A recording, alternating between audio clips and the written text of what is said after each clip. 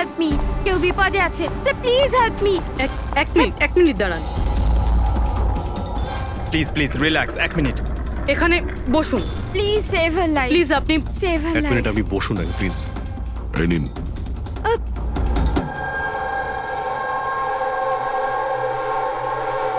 হ্যাঁ বলুন।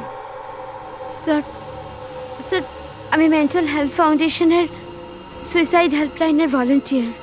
আচ্ছা, যারা ডিপ্রেশনে থাকে বা সুইসাইড করার চেষ্টা করে তাদের কাউন্সেলিং করি। একটা মেয়ে কি প্রবলেম কি ছিল ওর? Domestic violence sir. স্যার ওই মেয়েটা বলছিল যে ওর স্বামী ওকে নেশা করে ওকে যা তা গালাগালি দেয়, ওকে মারধর করে, আবার ওকে ভয়ও দেখায় যে ওকে প্রাণে মেরে দেবে, আর তাও কিনা ওর সার্ভিস পিস্তল দিয়ে। সার্ভিস পিস্তল? আচ্ছা, আপনি কি করে জানলেন যে ওর কাছে যে পিস্তল আছে সেটা সার্ভিস পিস্তল? স্যার এই ওয়ার্ড ওই মেয়েটা ইউজ করেছিল, সার্ভিস পিস্তল। স্যার কোনো আর্মির বা পুলিশের লোক হবে। তা আপনি ওনাকে বললেন না যে পুলিশে কমপ্লেন করতে গিয়ে? বলেছিলাম আমি ওকে, হাসতে থাকলো, বললো পুলিশ ওকে কোনোভাবেই হেল্প করতে পারে না। আজ ও সুইসাইড করতে চলেছে, ওর পেটে 7 মাসের বাচ্চাও আছে।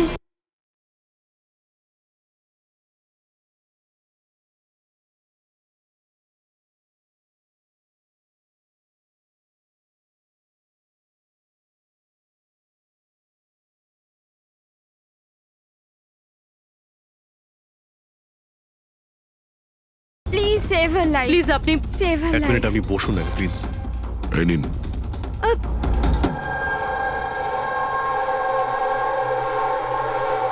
হ্যাঁ বলুন। স্যার স্যার, আমি মেন্টাল হেলথ ফাউন্ডেশনের সুইসাইড হেল্পলাইনের ভলান্টিয়ার। আচ্ছা, যারা ডিপ্রেশনে থাকে বা সুইসাইড করার চেষ্টা করে তাদের কাউন্সেলিং করি। একটা মেয়ে কি প্রবলেম কি ছিল ওর? Domestic violence sir. স্যার ওই মেয়েটা বলছিল যে ওর স্বামী ওকে নেশা করে ওকে যা তা গালাগালি দেয়, ওকে মারধর করে, আবার ওকে ভয়ও দেখায় যে ওকে প্রাণে মেরে দেবে, আর তাও কিনা ওর সার্ভিস পিস্তল দিয়ে। সার্ভিস পিস্তল? আচ্ছা, আপনি কি করে জানলেন যে ওর কাছে যে পিস্তল আছে সেটা সার্ভিস পিস্তল? স্যার এই ওয়ার্ড ওই মেয়েটা ইউজ করেছিল, সার্ভিস পিস্তল। স্যার কোনো আর্মির বা পুলিশের লোক হবে। তা আপনি ওনাকে বললেন না যে পুলিশে কমপ্লেন করতে গিয়ে? বলেছিলাম আমি ওকে, হাসতে থাকলো, বললো পুলিশ ওকে কোনোভাবেই হেল্প করতে পারে না। আজ ও সুইসাইড করতে চলেছে, ওর পেটে 7 মাসের বাচ্চাও আছে। মাই গড। একটু আগেই ও কল করেছিল আমাকে। হ্যালো হ্যালো দিদি, দিদি আমি বলছি। হ্যাঁ, কেমন আছো তুমি? দিদি আমি অনেক কষ্ট সহ্য করেছি, এবার আমি ডিসিশন নিয়ে নিয়েছি, এবার আমি আর ডিসিশন চেঞ্জ করব না। আমার কথা শোনো, তুমি এরকম কিচ্ছু করবে না, শুনছো তুমি? আজ আমার সাধের অনুষ্ঠান, আর তুমি তো জানোই সমস্ত রিলেটিভ কিছুক্ষণ বাদেই বাস ধরে সীতারা চলে যাবে, আর এই বাড়িতে আমি একদম একলা থেকে যাব ওই জানোয়ারটার সাথে। তুমি এসব কিচ্ছু করবে না, আমি তোমাকে আগেও বলেছিলাম না? প্লিজ তুমি পুলিশের কাছে যাও, পুলিশ উইল হেল্প ইউ। দিদি তুমি তো জানো আমি পুলিশের কাছে যেতে পারবো না। আরে তুমি তোমার বাচ্চাটার কথা ভাবো, আরে তোমার পেটে একটা বাচ্চা আছে। ওর কথাই ভাবছি দিদি, আজ যদি নিজের সিদ্ধান্ত বদলে ফেলি তাহলে 2 মাস পরে আমি নিজের সন্তানকে কোন সমাজে জন্ম দেব বলো? আমি ওকে এমন পিতা দিতে পারি না।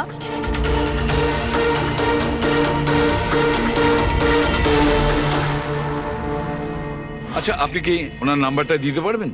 না স্যার, আমাদের সব কল এনক্রিপ্টেড হয়, ও না তো আমার কাছে পেশেন্টের না নাম আছে না নাম্বার। পেশেন্টের আইডেন্টিটি সিক্রেট থাকে। হ্যাঁ, হয়তো তারপর কেউ কলই করবে না, এটা ভেবে যে তাদেরকে নিয়ে মজা করা হবে। স্যার এই নাম্বারটা জানার জন্য তো কোর্টের অর্ডার লাগবে স্যার। না অভিজিৎ, তাতে সময় চলে যাবে, অত সময় নেই আমাদের কাছে। ওই বেচারি মহিলা এতদিন ধরে অত্যাচারিত হচ্ছে, তাছাড়া ওনার পেটে 7 মাসের বাচ্চা রয়েছে। তার উপরে আমাদের কাছে ওর ব্যাপারে কোনো তথ্যই নেই স্যার। এই ডায়েরিটা আছে আমার কাছে, ও আমাকে যে কল করে তার সব ডিটেলস আছে। আমার স্টাডির জন্য আমি নোটস বানাই, হয়তো এটা আপনাদের কোনো কাজে লাগবে। দেখি স্যার লাস্ট পেজে লেখা রয়েছে সব আত্মীয় স্বজন বাস ধরে সাতারা চলে যাবে। আমাদের কাছে শুধু মেয়েটার ব্যাপারে এইটুকুই ইনফরমেশন আছে যে ওর হাজবেন্ডের কাছে একটা সার্ভিস রিভলভার আছে। নাম্বার 2, মেয়েটার পেটে 7 মাসের বাচ্চা রয়েছে। ওই মেয়েটার ফ্যামিলি সাতারা যাবে। সমস্ত বাস ডিপোতে গিয়ে খোঁজ নাও, দেখো কোনো বাসে এমন কোনো ফ্যামিলি আছে কিনা যারা সাধের অনুষ্ঠানে যাচ্ছে, সাতারার দিকে যাচ্ছে।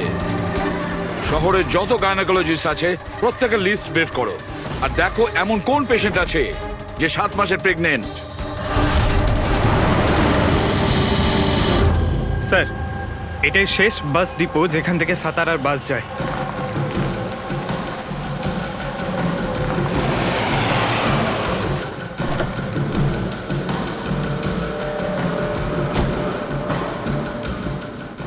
দাদা শুনুন, 1 মিনিট দাঁড়া।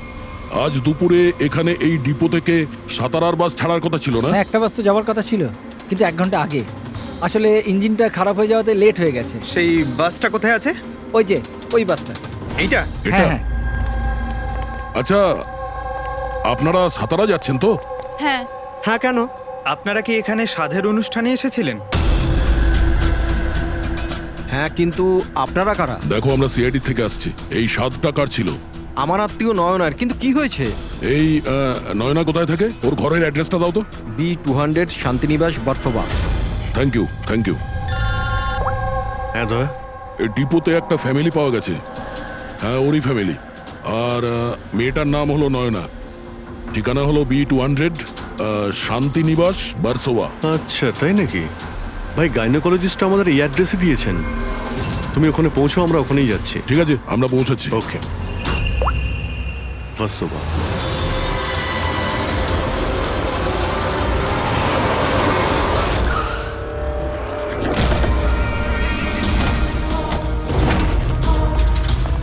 এক্সকিউজ মি, আমরা সিআইডি থেকে আসছি। এই নয়না কোথায়? সিআইডি?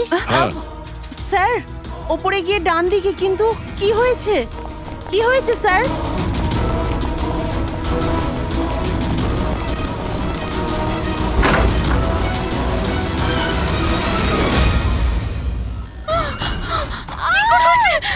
প্লিজ সামলান নিজেদের আপনারা। কি করছেন কি? শান্ত হন আপনারা।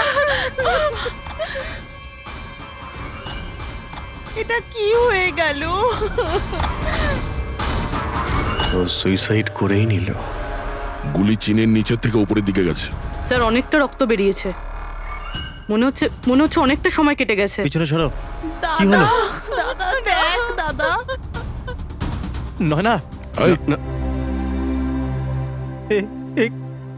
এই, কি হলো নয়না? ইন্সপেক্টর আমান? তুমি ওকে চেনো? হ্যাঁ, আমরা ট্রেনিং একাডেমিতে একসাথেই ছিলাম। কেন করলো স্যার নয়না এরকম? এটা তো আপনিই বলতে পারবেন। ওটো।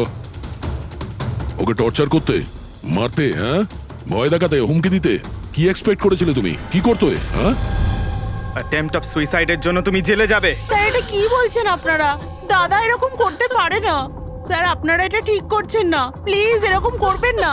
কত মেন্টাল টর্চার করা হয়েছে ওকে। নিজেরই মাথায় গুলি করে নিয়েছে। সবাইকে বাইরে নিয়ে যাও। চলো তুমি বাইরে চলো। নয়না, চলো suicide করতে চলো পারে না। চলো চলো সবাই চলো। প্লিজ চলো বাইরে বেরো। যান, বাইরে, please। চলো বাইরে যান আপনারা চলো বেরো, চলো চলো। শান্ত হন। আপনিও যান। চলুন চলুন। সেটাই হলো যেটা ওই গাইনোকোলজিস্ট বলেছিলেন। সুইসাইড করেই ফেললো। বডিটাকে ফরেন্সিক ল্যাবে পাঠিয়ে দিই, আর এসিপি স্যারকে ইনফর্ম করে দিই যে ওকে আমরা বাঁচাতে পারিনি। 1 মিনিট। ওই ফোন।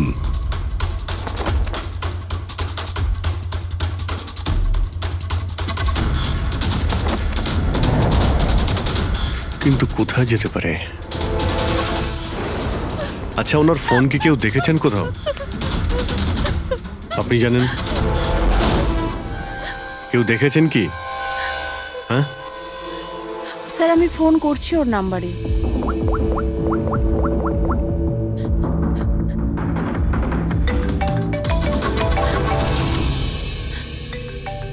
যশ বাবা, এদিকে এসো।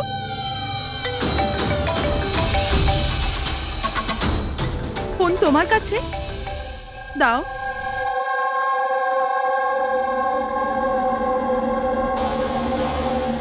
আমি এটা গেম খেলার জন্য নিয়েছিলাম কাকির ঘর থেকে। কোনো ব্যাপার না বাবু, এদিকে এসো। বাবু একটু মনে করে বলো, যখন তুমি ফোন নিতে এখানে এসেছিলে তখন কি দেখেছিলে তুমি?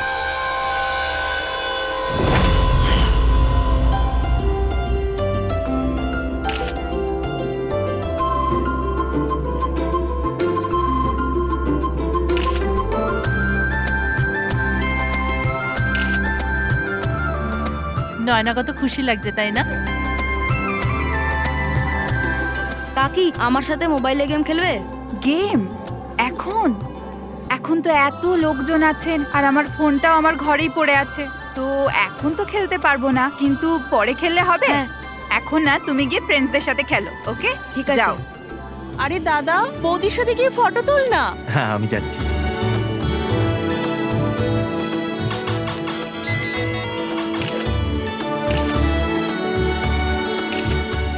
যশ বাবা, তুমি আবার মোবাইল নিয়ে বসে গেছো? মা প্লিজ ডিস্টার্ব করো না, মা প্লিজ। আরে কাকির অনুষ্ঠান চলছে, তুমি এখানে গেম খেলছো? হ্যাঁ আর কিছুক্ষণ। আরে Please, বাবা, please। কাকির খারাপ লাগবে, চলো শোনা, চলো। আরে মা, কোনো মা নয়, অনেক গেম খেলেছো, আর ফোন নয়। কাকি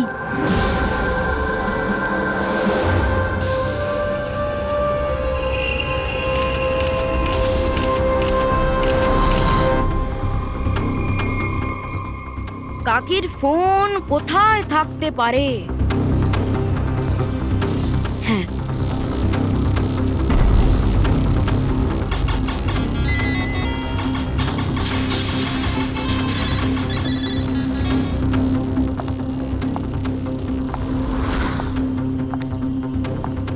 কাকি চলে এসছে।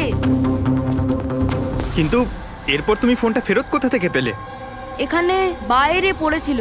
থ্যাংক ইউ বাবু, তুমি আমাদের অনেক সাহায্য করলে।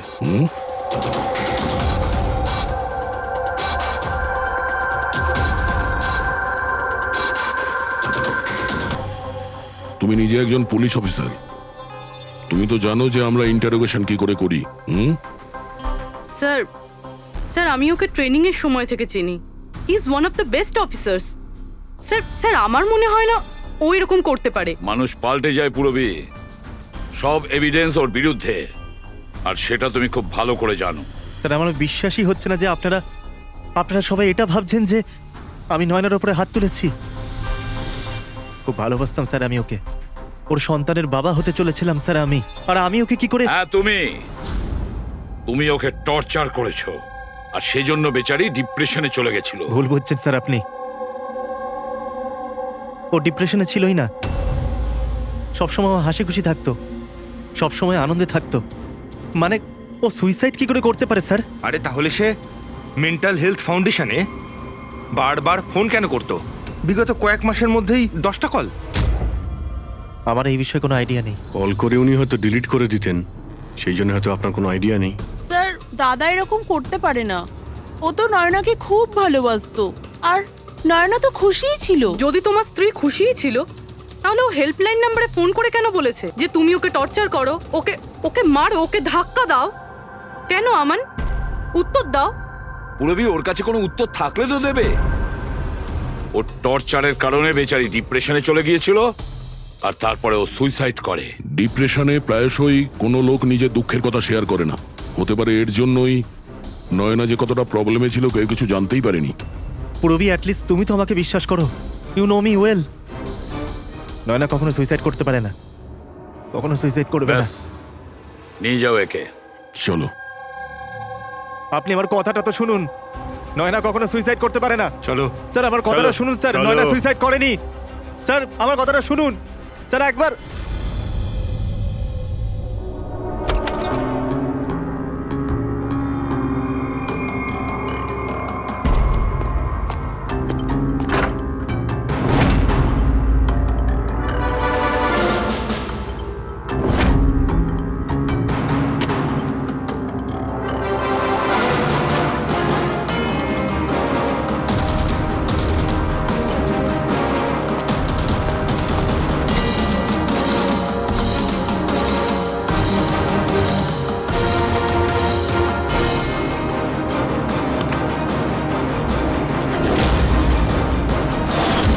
স্যার নয়না যখন সুইসাইডই করতে চাইছিল তাহলে ওর আসন্ন সন্তানের জন্য অনলাইন ওয়েবসাইট থেকে বেবি প্রোডাক্টসের শপিং কেন করেছিল? যাতে কারোর সন্দেহ না হয়। হতে পারে, কিন্তু স্যার আমার মনে হয় এটা একটু আশ্চর্য ব্যাপার স্যার। পুরো ব্যাপারটাই আশ্চর্য। তো আপনার মনে হচ্ছে যে আমার আর ভূমি এরা সত্যি বলছে? সেটা তো জানাই যাবে অভিজিৎ, কিন্তু তার আগে ওই সাতভক্ষণ অনুষ্ঠানে নয়নার যত কাছের লোক ছিল ওদের সবাইকে ডাকো। নয়নার সাথে আপনার সম্পর্ক কেমন ছিল? হ্যাঁ স্যার, খুব ভালো ছিল আর খুব ভালো মেয়ে ছিল, সব সময় খুশি থাকতো। তাহলে আপনারও কি মনে হয়েছে যে ওর সঙ্গে কোনো গন্ডগোল হচ্ছে বা কোনো সমস্যা হয়েছে? আমরা অনেক কথা বলতাম, কিন্তু কখনো মনে হয়নি যে ওর হাজবেন্ডের সাথে বা বিয়ে নিয়ে কোনো প্রবলেম ছিল। শোনো বাবা, তোমার তোমার কাকিমাকে কেমন লাগতো? ভালোবাসতেন তোমায়? হ্যাঁ, কাকি আমাদের বাচ্চাদের খুব ভালোবাসতো আর আমাকেও খুব ভালোবাসতো। উনি ওনার ফোনে আমায় গেমও ইনস্টল করতে দিয়েছিল। আচ্ছা, কাকিমা কখনো তোমাকে এমন কোনো কথা বলেছিল যেমন ওনার তোমার কাকার সাথে কোনো ঝগড়া হয়েছে অথবা ঝামেলা হয়েছে, এরকম কিছু? না, কাকি প্রেগনেন্ট ছিল তো, তাই জন্য উনি তাড়াতাড়ি রেগে যেতেন। আর মাই আমায় বলেছিল যে আমি যেন ওনাকে বিরক্ত না করি। আচ্ছা, নয়নার ব্যবহারে আপনার মানে কোনো সন্দেহ হয়েছিল? না, একদমই না। ও তো খুব খুশি ছিল, পুজোতে ফাংশনে ডান্সও করেছিল। ইনফ্যাক্ট অনেক বেশি এক্সাইটেড ছিল নিজের ফটোশুট নিয়ে। আর কোনো ছবি আছে? স্যার নয়না যতগুলো ফটো সব এর মধ্যেই আছে। ঠিক আছে, এগুলো আমরা রেখে দিচ্ছি। এখন আপনি আসতে পারেন। Thank you very much. Thank you sir. Sir, সবকিছু শোনার পরে আমার তো মনে হচ্ছে যে এ এমন সত্যি কথাই বলছে। ওর ওয়াইফ যদি এত আনন্দেই থাকে তাহলে সুইসাইড কেন করতে গেল? সেটাই তো, সুইসাইড কেন করবে? গোলমাল আছে অভিজিৎ, কিছু না কিছু গোলমাল আছে। রাধার যে কটা ইনফরমেশন দেওয়ার ছিল সব দিয়ে দিয়েছে, তবু বুঝতে পারছি। একটা কাজ করো, ওই মেন্টাল হেলথ ফাউন্ডেশনে গিয়ে ওই নয়নার ব্যাপারে যা কিছু জানতে পারবে বের করে নিয়ে এসো। ওখানকার অপারেটরদের সঙ্গেও কথা বলো, খুঁটিয়ে খুঁটিয়ে ইনফরমেশন বের করো। হয়তো এমন কোনো কথা ও জানতো নয়নার ব্যাপারে যেটা আমাদের কাজে লাগবে।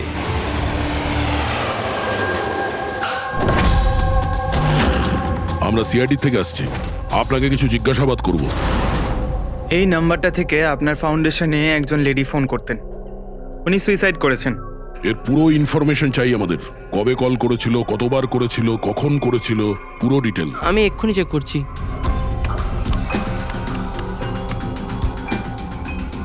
হ্যাঁ স্যার, এ অনেক কল করেছিল, শেষ 5 মাসে 10 বার। আচ্ছা, ওনার সঙ্গে কে কে কথা বলতেন? অ্যাকচুয়ালি স্যার, এনার সমস্ত কল রাধা ম্যাম হ্যান্ডেল করতেন আর উনি এখানে ভলেন্টিয়ার। যখন এনার ফার্স্ট কল এসেছিল তখনও রাধা ম্যামেরই এখানে শিফট ছিল, আর তারপর উনি যখনই এখানে ফোন করেন বলেন রাধা ম্যামের সাথে কথা আছে। এই কলারের ব্যাপারে কিছু মনে পড়ছে? কোনো বিশেষ কথা, কিছু অদ্ভুত হয়েছে? এই কলারের ব্যাপারে স্যার, হ্যাঁ স্যার, একবার হয়েছিল স্যার। এই দেখুন স্যার, একই দিনে 2 বার কল এসেছিল। তো এতে অদ্ভুত কি? আমার মনে আছে স্যার, যেদিন প্রথম কল এসেছিল।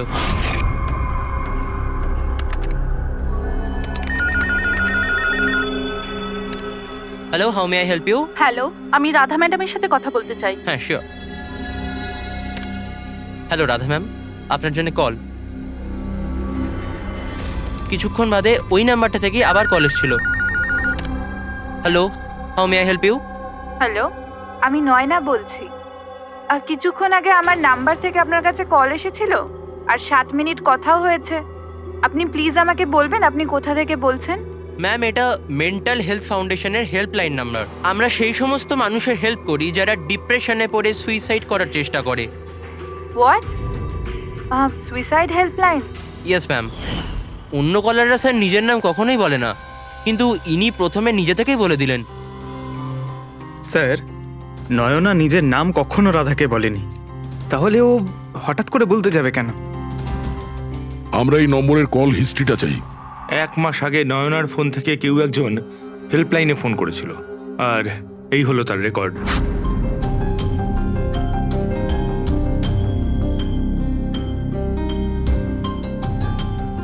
তারিখ তো সেকেন্ড স্যাটারডে ছিল, তো তো কি হচ্ছে? কারণ সেকেন্ড আর ফোর্থ স্যাটারডে বাড়িতে ওর বন্ধুরা আসতো। মানে ওদের মধ্যে কেউ? এই এই দুটো কল তো দুপুরে দেখাচ্ছে। হ্যাঁ, ওর সমস্ত বন্ধুরা দুপুরেই আসতো। কতজন আসতো? তা প্রায় 8-10 জন। আচ্ছা, তুমি কি নয়নার সব বন্ধুদের চেনো? সবাইকে তো নয়, কিন্তু অনেককেই চিনতাম। আমার বোন ভূমিও আসতো। ভূমি, একটা কথা বল। গত মাসে যখন তুমি ওর বাড়িতে গিয়েছিলে দেখা করতে, তখন এমন কিছু হয়েছিল? মানে আমি বলতে চাইছি, অদ্ভুত কোনো ঘটনা বা সেরকম কিছু নিজেদের মধ্যে, বা কোনো খেলার সময় কিছু মনে আছে? না স্যার, এরকম তো কিছুই হয়নি। আমরা প্রতিবারের মতো যেমন খেলতাম সেরকমই খেলছিলাম। আর নয়না, ওকে দেখে কিছু কিছু ডাউট হয়েছিল? স্যার, নয়না তো খুশিই ছিল, ইনফ্যাক্ট মজা করছিল। হ্যাঁ, কিন্তু কিছুক্ষণ পর জানি না একদম সিরিয়াস হয়ে গেছিল, চিন্তিত লাগছিল। জানি না ওর কি হয়েছিল। 5151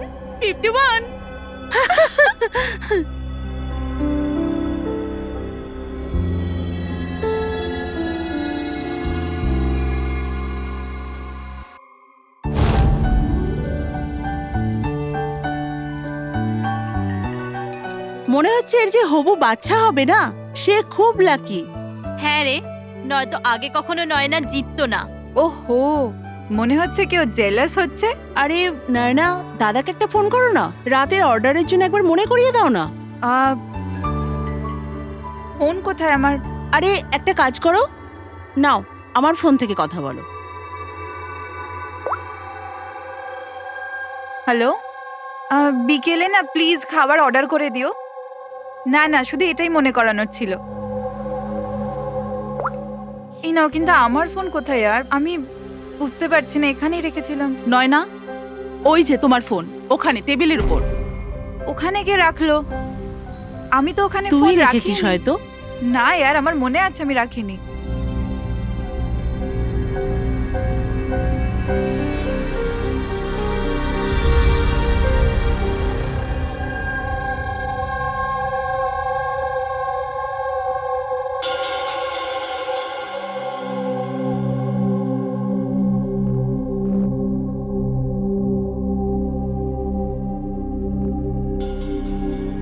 কে কল করেছিল? কি হলো? হ্যাঁ, তুই ঠিক আছিস তো? হ্যাঁ, কেন?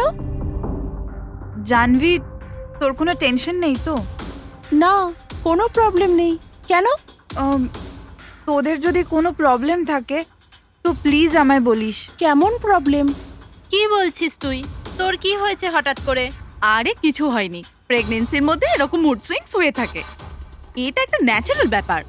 চলো আমরা সবাই খেলাটা কন্টিনিউ করি। স্যার, নয়না ভূমির ফোন থেকে আমানের সাথে কথা বলছিল দুপুর 1:03 থেকে 1:04 পর্যন্ত। 1:04 পর্যন্ত? আরে সুইসাইড হেল্পলাইনে যে প্রথম ফোন করা হয়েছিল 7 মিনিটের জন্যে, সেটা 12:57 থেকে 1:04 অবধি চলেছিল। আর সেকেন্ডটা 1:20 থেকে 1:21 পর্যন্ত। তার মানে অভিজিৎ, ওই 7 মিনিটের কলটা নয়না নিজে করেনি। কারণ ওই সময় নয়না আমানের সাথে কথা বলছিল ভূমির ফোন থেকে। এক্স্যাক্টলি। তার মানে ওই ফোনটা নয়নার কোনো বন্ধুই হয়তো করেছিল। আপনি কাউকে দেখেছিলেন ওর ফোন তুলতে বা ওর ফোন ব্যবহার করতে? না, আমি তো কাউকে দেখিনি। তার মানে ওই কলটা অন্য কেউ করেছিল। আর স্যার, নয়না যখন ওর ফোনটা খুঁজে পায় আর ওখানে লাস্ট ডায়াল আননোন নাম্বারটা চেক করে, আর তারপর যখন ওই নাম্বারে ফোন করে তখনও জানতে পারে যে ওটা কোনো সুইসাইড হেল্পলাইনের নাম্বার।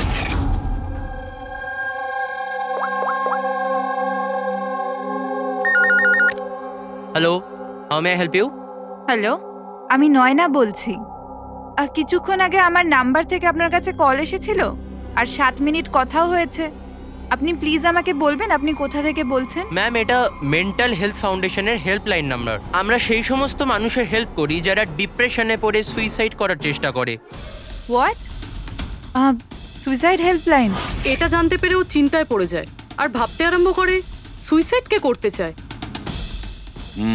স্যার এই ফোন কলটা নয়না যদি না করে তাহলে এটাও তো হতে পারে যে আগে যে সমস্ত কলগুলো করা হয়েছে সেটা নয়না করেনি, অন্য কেউ করেছে। ভূমি, তুমি ওই গেম খেলার সময় ডায়েরি রাখো তো, মানে স্কোর নোট করো তো প্রত্যেকটা খেলার? ব্যাস ওই ডায়েরিটা আমার চাই। Okay sir. আর এই যে প্রত্যেক সেশনে 4টে নাম রয়েছে যারা সব সময় থাকে, ভূমি, পারুল, জাহ্নবী আর শীতল।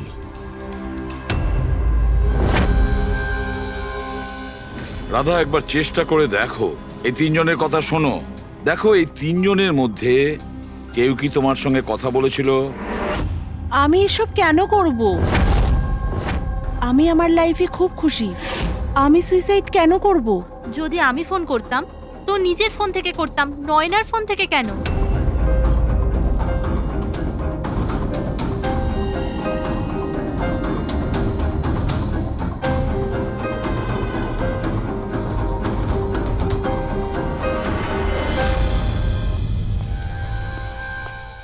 স্যার, স্যার এই 3 জনের মধ্যে কারুর আওয়াজ নয়।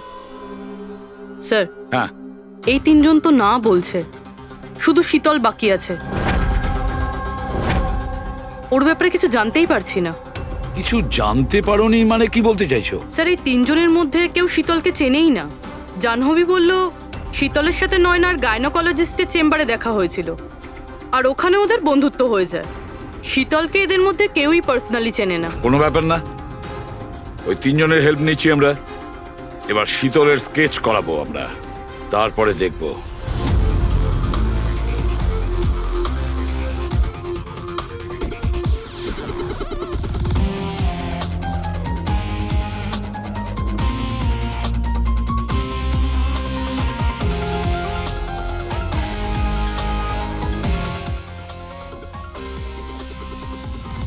ডক্টর মিনা, এই স্কেচটা একটু মন দিয়ে দেখুন। আচ্ছা, এই মেয়েটা আপনার এখানে চিকিৎসা করাতে আসতো? I don't think so. আমার তো মনে পড়ছে না যে এরকম কোনো লেডি আমার কাছে কোনোদিন এসেছিল। কে ইনি? এর নাম শীতল। আমরা এটা বুঝতে পারি যে আপনার এখানে এত পেশেন্ট আসে যে এই সমস্ত পেশেন্টের নাম মনে রাখা তো মুশকিলের ব্যাপার। রাইট, বাট আমি আমার সব পেশেন্টদের পার্সোনালি চিনি অ্যান্ড আই এম শিওর শীতল নামের কোনো পেশেন্ট আমার কোনোদিন ছিলই না। আচ্ছা, এই যে আপনার ক্লিনিকে সিসিটিভি ক্যামেরা লাগানো রয়েছে, এর ফুটেজ আমরা পেতে পারি? I don't think so, because ওটার স্টোরেজ ফুল হয়ে গেছিল, তাই আমাদের ডিলিট করতে হয়েছিল। ওকে, anyway, thank you.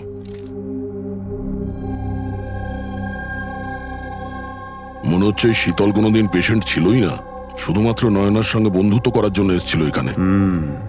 Or plan ছিল নয়নার সঙ্গে বন্ধুত্ব করে ওর বাড়িতে ঢোকার। প্রফেশনাল ফ্রড মনে হচ্ছে, আটকাতে হবে ওকে। তুমি কি একে চেনো? এটা তো শীতল, নয়নার বন্ধু। এ তো প্রায় বাড়িতে আসতো। নয়না শীতলের বন্ধুত্ব কবে কোথায় হয়েছে কিছু জানো তুমি? না, আমি জানি না, কিন্তু তাতে কি যায় আসে? যখন আমার নয়নাই রইল না তখন এইসব। এ কি ধরনের পাগলামি করছো? হ্যাঁ, একটু ভেবে দেখো তো। যদি তুমি নির্দোষ হও তাহলে কেউ তো তোমায় ফাঁসানোর চেষ্টা করেছে। তোমাকে নয়নার খুনি সাব্যস্ত করে ওরা অনেক লাভ আছে, এই জন্য ও তোমাকে ফাঁসাচ্ছে। হ্যাঁ, এমন কে আছে যে তোমাকে আর নয়নাকে ঘৃণা করে? আমি কিছু জানি না। তাহলে কি ভূমি ওই আবার প্রপার্টি লোভে করেনি তো? না, ভূমি এরকম কখনো করতে পারে না। বরং ও তো নয়নাকে খুব ভালোবাসতো। তো কোনো প্রফেশনাল রাইভেলরি? একজন পুলিশের তো অনেক জায়গায় অনেক শত্রু থাকে। না, আমার সাথে এরকম কিচ্ছু ছিল না। আমি আমার ডিউটিতে না তো কখনো কোনো গ্যাংস্টারকে ধরেছি, না কোনো বড় গ্যাংস্টারকে মেরেছি, কখনো ঘুষ নিইনি। পুরো কেরিয়ারে ব্যাস একবারই গুলি চালিয়েছিলাম। কার ওপরে? কাকে গুলি করেছিলে তুমি? ছোটখাটো ফ্রড ছিল স্যার, বিশেষ। ওকে অ্যারেস্ট করতে গেছিলাম, তখনই গুলি চলে গেছিল।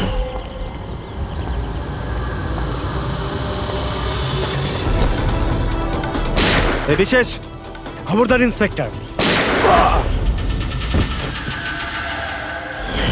হয়তো এই লোকটারই কোনো ভাই বা আত্মীয় প্রতিশোধ নেওয়ার জন্য এসব করেছে। না, যখন আমরা ওকে অ্যারেস্ট করতে গেছিলাম তো ওর কোথাও কোনো পরিবার ছিল না, হয়তো অনাথ ছিল। ঠিক আছে, যদি ওই লোকটার কোনো আত্মীয় স্বজন থাকে তাকে আমরা ছাড়বো না। স্যার আমান ঠিক বলছিল, ওই লোকটার নিজের বলতে কেউ নেই, ফ্যামিলি, স্ত্রী, বাচ্চা কেউ না। তাহলে এর প্রতিশোধ কে নিচ্ছে? বাড়ির লোক নয়, কোনো বন্ধু হতে পারে। বন্ধুরা হয়তো প্রতিশোধ নিয়েছে। বন্ধুত্বের জন্য কে আজকাল নিজের প্রাণের ঝুঁকি নেয় স্যার? এসব তো শুধু গল্পের বইতেই দেখা যায়। নন্টে ফন্টে, হাবলু ঘাবলু, এখন এসব কোথায় স্যার? এটা কি? স্যার একটা স্টোরের চুরির ঘটনায় বিশেষের সাথে আরও একটা নাম আছে, রেখা। রেখা? দুজনে মিলে অনেক চুরি করেছে। এদের ফটো দেয়নি কেন? স্যার এরা তো ছদ্মবেশে চুরি করতো, হয়তো এই জন্যে। আর যখন বিশেষ মারা যায় তখন হয়তো এই জুটিটা ভেঙে যায় আর এই রেখা একা হয়ে যায়। রেখা? আমি জানি এই রেখা কে। স্যার আমাদের ইনফর্মার এই বাড়িটার অ্যাড্রেসে দিয়েছিল।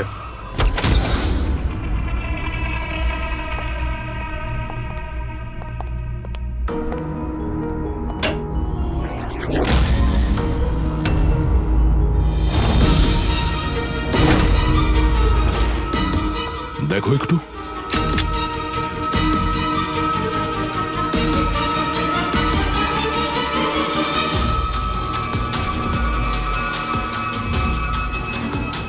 স্যার মারা গেছে, একটু উল্টা ওকে। শীতল? আমাদের সন্দেহ ঠিকই ছিল, শীতলই রেখা। কিন্তু স্যার আমরা তো ভাবছিলাম যে সব শীতল করছে। পঙ্কজ, অন্য কেউ আছে এর পেছনে। ও জানতে পেরে গেছিল যে আমরা শীতলের কাছে যে কোনোভাবেই হোক পৌঁছে যাব।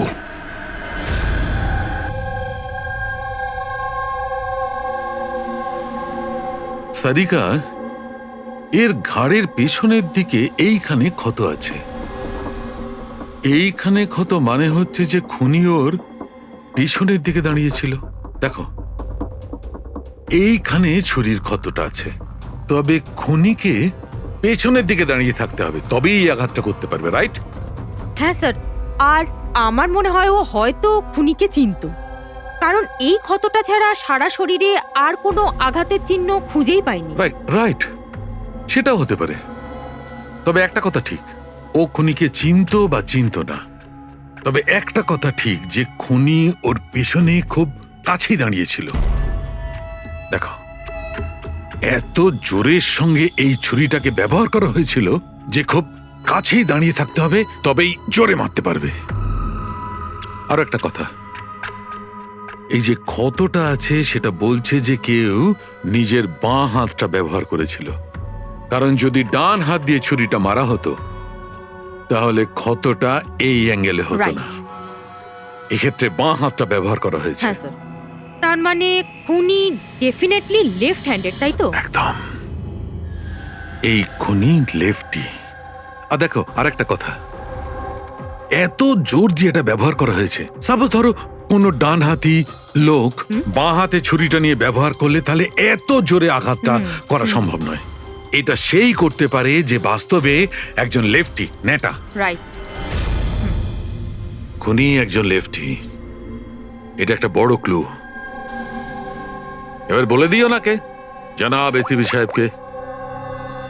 আগে হ্যাঁ, প্রদ্যুম্ন সাহেব। হ্যাঁ বলো সালুকে, বলো। একটা বড় ক্লু পেয়েছি। যে ব্যক্তি এই ছুরিটা ব্যবহার করেছে সে আসলে লেফট হ্যান্ডার। থ্যাংক ইউ সালুকে। সালুকে ফোন করেছিল, বলছিল খুনি লেফট হ্যান্ডেড। স্যার আমরা তো আগেই সবকিছু বলে দিয়েছি, তাহলে আমাদের এখানে আটকেছেন কেন? কেননা সত্যিটা এখনো জানা যায়নি। কাল রাতে আপনাদের সবার হাতে নয়নার ফোন গিয়েছিল। ঠিক করে মনে করে বলুন আর কি হয়েছিল। হয়তো আপনাদের মধ্যে কেউ ওকে দেখেছে বা শুনেছে অন্য কারোর সাথে কথা বলতে। ইয়শ বাবু, আই হোপ তোমার স্মৃতিশক্তি তো ভালো। কিছু মনে আছে তোমার? তুমি আমাদের সাহায্য করবে না? হ্যাঁ, কিন্তু আমি কাউকে তো দেখিনি। আচ্ছা, তোমার যা মনে আছে বলে দাও। আমি প্রমিস করছি যে আমাদের মধ্যে কেউ তোমাকে কিচ্ছু বলবে না। আমি কাকির রুমে তো গিয়েছিলাম, কিছুক্ষণের জন্য ফোন নিতে গেছিলাম। তারপর আমি গেম খেলছিলাম, আর আর কেউ আসছিল ওখান থেকে। তারপর আমি ফোনটা ওখানে সাইডে রেখে চলে গেছিলাম। কোন কোন গেম খেলছিলে তুমি? স্যার, এটা কাকির মোবাইলে তুমি এই গেমটাই খেলছিলে? হ্যাঁ, আমি আর আমার বন্ধু নীলজ আমরা সবসময় এই গেমটাই খেলি। এই গেম তো অনেকেই একসঙ্গে খেলতে পারে, আর সবাই একে অপরকে দেখতেও পায়। তো নীরজ তোমাকে দেখতে পাচ্ছিল যখন তুমি ফোন ওখানে রাখো। স্যার, ফোনে তো রেকর্ড হচ্ছিল। ওখানে কি হয়েছিল সেটা নীরজের ফোন থেকে জানা যেতেই পারে। ঠিক আছে, আমরা নীরজকে ডেকে নিচ্ছি, ঘাবড়াবে না। এখানে আমরা সবাই তোমার বন্ধু, শুধু কিছু জিজ্ঞেস করার আছে ইনফরমেশনের জন্য। যে গেম তোমরা খেলো না মোবাইল থেকে, সেগুলোর ব্যাপারে। যখন তুমি নিজের মোবাইলে গেম খেলছিলে তোমার বন্ধুর সাথে, তখন তুমি ওকে দেখতে পাচ্ছিলে তো? হ্যাঁ। আচ্ছা, আর একটা কথা বলো, যখন তুমি ওকে দেখতে পাচ্ছিলে তখন কি তুমি ওর পেছনে কাউকে দেখেছিলে? না, শুধু যশই ছিল।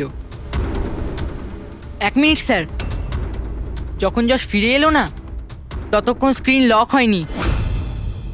স্ক্রিন লক হয়নি মানে? স্যার, মানে গেম অ্যাক্টিভ ছিল, আর যখন গেম অ্যাক্টিভ থাকে তখন ও নিজে নিজেই স্ক্রিনশট নেয়। তাহলে তখনও নিশ্চয়ই নিয়েছে, আর প্রত্যেকটা স্ক্রিনশট ফোনে সেভ হয়ে থাকে।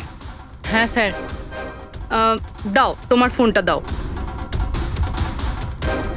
Thank you.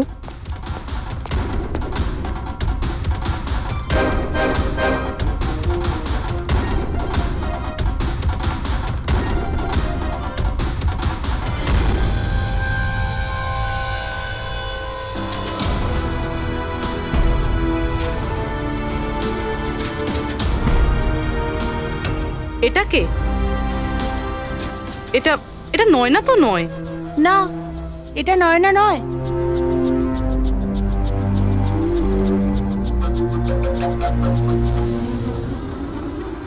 এক মিনিট পূর্বী, একটু জুম করো এর উপরে।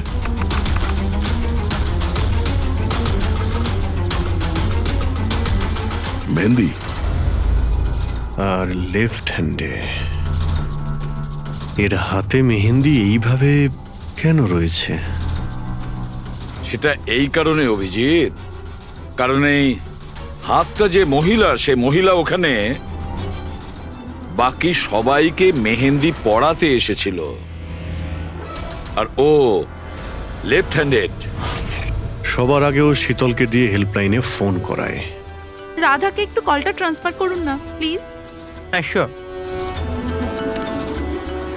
আমি আর সহ্য করতে পারছি না দিদি। তারপর সে শীতলকে টাকা দেয় আর বলে, নয়না, তোমার রুমে তোমার জন্য তোমার কোনো আত্মীয় অপেক্ষা করছে। তার সুযোগ বুঝেই ও নয়নাকে খুন করে দেয়। কে হতে পারে এই মেহেন্দি পরা মহিলা? আমি জানি না উনি কে ছিলেন। ইনফ্যাক্ট কেউই জানে না উনি কে। নয়না বলেছিল যে শীতল ওনাকে ডেকেছিল, আর ওই নিয়ে এসেছিল নিজের সাথে। আর এটাও জানি না যে ওকে কেন আনা হয়েছিল। নিজের কাজও ঠিক করে করছিল না, ও বাজে মেহেন্দি লাগাচ্ছিল সবাইকেও। দেখ না জাহ্নবী, কিরকম মেহেন্দি লাগাচ্ছে ও, পুরোপুরি ঠিকঠাক লাগাচ্ছেও না। আপনি কি মেহেন্দি লাগাতে জানেন না নাকি? দেখে মনে হচ্ছে কেউ যেন লাগিয়ে আবার মুছে দিয়েছে।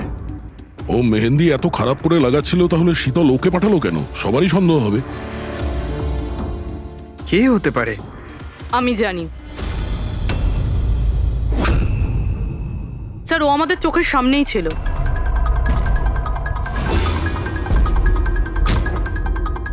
আর আমরা ওকে সন্দেহই করিনি।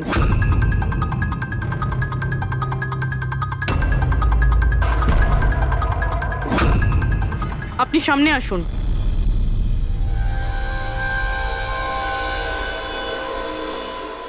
আপনার বা হাতটা দেখান।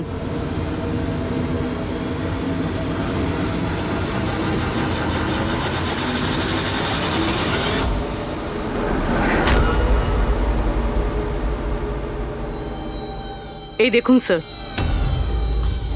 রাধা দেবী?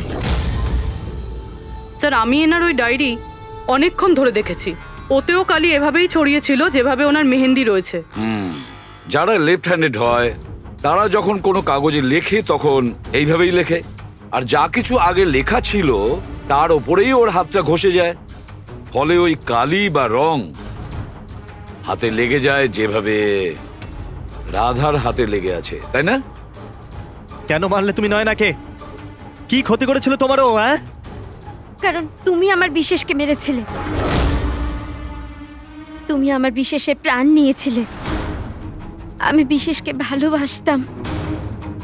ওর বাচ্চার মা হতে চলেছিলাম আমি। আর তুমি তুমি এনকাউন্টারে ওকে গুলি মেরে দিলে। মেরে দিলে আমার বিশেষকে। মেরে দিলে তুমি বিশেষকে। আর সেই জন্য তুমি ঠিক করো তুমি ওর থেকে প্রতিশোধ নেবে। হ্যাঁ, যখন আমি জানতে পারলাম যে বিশেষ এই দুনিয়াতে নেই আর, তখন এই কষ্টে আমার বাচ্চা তো আমার পেটের ভিতরে মারা গেল। স্যার, এরই জন্যে তুমি আমার বাচ্চার প্রাণ নিয়েছো। যখন আমি জানতে পারলাম নয়না মা হতে চলেছে, তখন আমার মাথায় রক্ত চেপে গেল। যে যে সুখ আমি নিচে পেলাম না, সেটা সেটা আমি নয়নাকে কি করে দিতে পারি? মেরে দিলাম আমি নয়নাকে, মেরে দিলাম ওকে। তো সেই জন্য তুমি মেন্টাল হেলথ ফাউন্ডেশনে অ্যাজ আ ভলেন্টিয়ার তুমি কাজ করতে শুরু করেছিলে। আর শীতল তোমাকে না, তুমি শীতলকে কাজ দিয়েছো নয়নার সঙ্গে বন্ধুত্ব করার জন্য। হ্যাঁ, শীতলকে আমিই পাঠিয়েছিলাম নয়নার ঘরে, যাতে ও নয়নার ঘর থেকে আমাকে ফোন করতে পারে আমার হেল্পলাইন নাম্বারে। ও আমার ব্যাপারে লোককে জিজ্ঞাসা করে। আর সাধের অনুষ্ঠানে ওই শীতলই আমাকে নয়নার ঘরে ডেকেছিল। আর আর আমি ওখানেই ছিলাম। আমার পক্ষে আর সম্ভব নয় দিদি, আমি যাচ্ছি। এখন তোমার শেষ কাজটা করো, নিচে গিয়ে নয়নাকে এখানে পাঠাও। এখনই পাঠাচ্ছি। আর হ্যাঁ, মোবাইলটা বাইরে রেখে যাও। তোমার রুমে তোমার জন্য তোমার কোনো আত্মীয় অপেক্ষা করছে। ইমন তো এবার বুঝতে পারবে একলা হওয়ার যন্ত্রণা কি। এ তো হওয়ারই ছিল। একটা মায়ের থেকে তার বাচ্চাকে কেড়ে নিয়ে ও মা হতে চলেছিল। এই জন্যই আমি নয়নাকে মেরে দিয়েছি। আর তারপর চালাকি করে আপনি নিজে সিআইডির কাছে এলেন, যাতে আমাদের আপনার উপর সন্দেহ না হয় আর আমরা অন্য কাউকে সন্দেহ করি। আর যখন তুমি দেখলে যে আমরা ওকে অ্যারেস্ট করছি না, তখন তুমি শীতলকেও মেরে ফেললে সাক্ষী নির্মূল করার জন্য। রাধা, এটা কিরকম প্রতিশোধ নিয়েছো তুমি? আইন তোমাকে কোনোদিন ক্ষমা করবে না। তোমার তো কঠোর শাস্তি হবে। সারা জীবন ধরে জেলের গড়াদের পিছনে তোমাকে কাটাতে হবে।